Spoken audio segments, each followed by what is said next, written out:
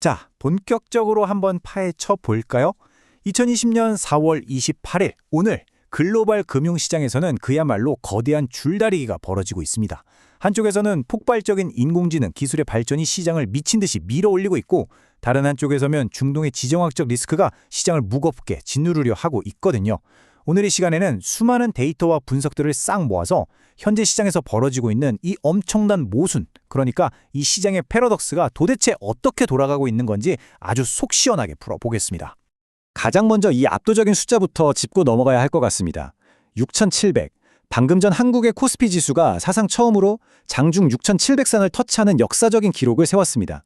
끊임없이 터져나오는 글로벌 위기설 속에서도 한국의 메인 증시가 이런 폭발적인 숫자를 찍었다는 건 정말 입이 떡 벌어질 일이죠. 자, 그렇다면 이 숫자는 단순한 지수 상승을 넘어서 우리에게 어떤 진짜 의미를 던져주고 있을까요?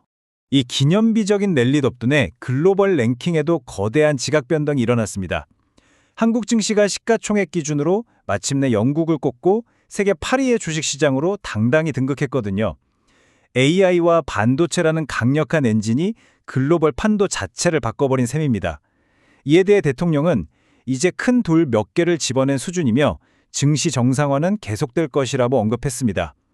시장이 아직도 저평가되어 있고 앞으로 더 치고 나갈 동력이 충분하다는 자신감의 표현이죠.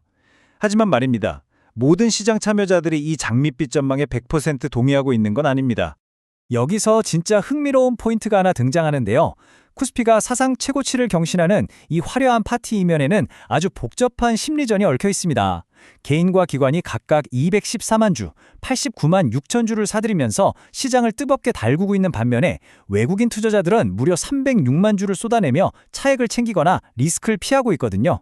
시장을 더 위로 끌어올리려는 힘과 지금이 꼭대기다 라며 빠져나가려는 힘이 아주 정면으로 충돌하고 있는 겁니다. 이런 엇갈린 흠은 두 시장의 성적표를 나란히 놓고 보면 더 명확해집니다. 대형주 위주의 코스피는 0.39% 오르면서 사상 최고치에 환호하고 있죠? 근데 바로 옆 동네 코스닥 시장은 분위기가 완전 다릅니다. 코스닥은 오히려 0.86% 하락했는데 특히 제약과 바이오 섹터가 3% 이상 뚝 떨어지면서 전체 하락을 주도했습니다. 겉보기엔 다 같이 축제 분위기인 줄 알았는데 속을 들여다보면 철저하게 양극화된 쪼개진 시장이라는 겁니다. 그렇다면 대체 무엇이 이런 비정상적인 상승을, 그것도 지정학적 위기 한가운데서 만들어내고 있는 걸까요? 오늘 나온 금융 리포트들을 보면 아주 기가 막힌 생물학적 비유가 하나 등장합니다. 바로 전쟁 면역력과 AI 백신입니다. 이스라엘과 이란이 얽힌 그 심각한 중동 갈등에도 불구하고 글로벌 증시가 마치 강력한 백신 한 대를 딱 맞은 것처럼 전쟁 위기라는 무서운 바이러스를 그냥 툭툭 털어내고 있다는 뜻이죠. 바다 건너 미국 시장을 보면 이 상황이 얼마나 극단적인지 한눈에 들어옵니다.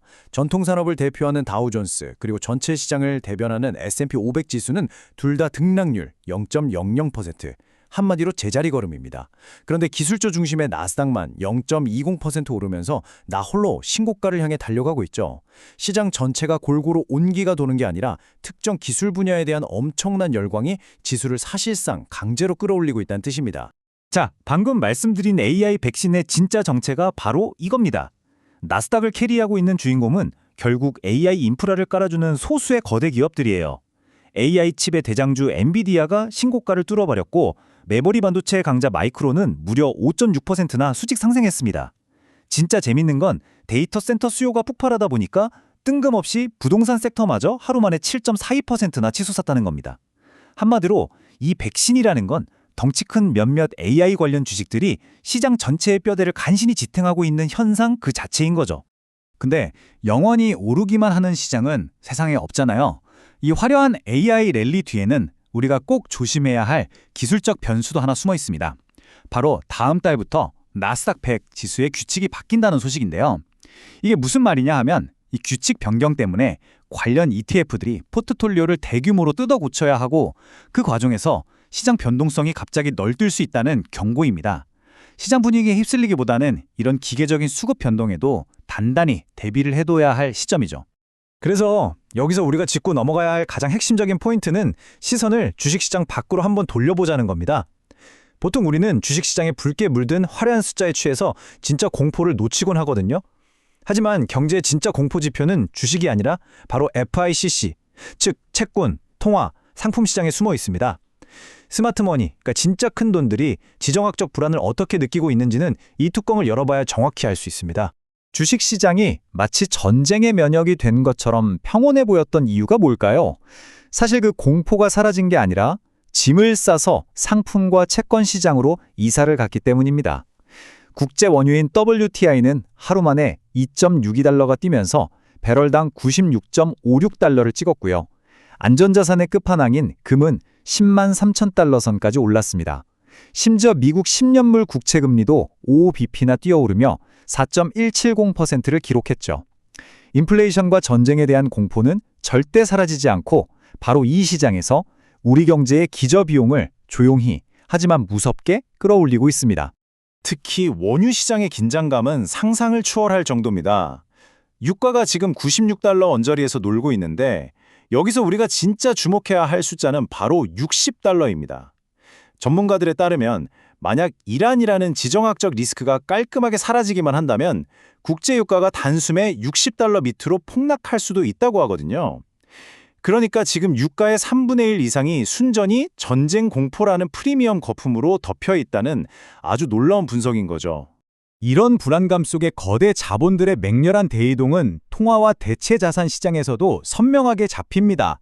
리스크를 피하려는 투자자들이 안전자산으로 미친 듯이 몰려가고 있는데 진짜 재밌는 건 전통의 강자인 금과 디지털 신흥 강자인 비트코인이 똑같이 10만 3천 달러 선을 나란히 돌파하면서 같이 움직이고 있다는 거예요. 반면에 달러 인덱스는 살짝 떨어졌고 원달러 환율은 오히려 1473.63원으로 원화가 강세를 보였죠.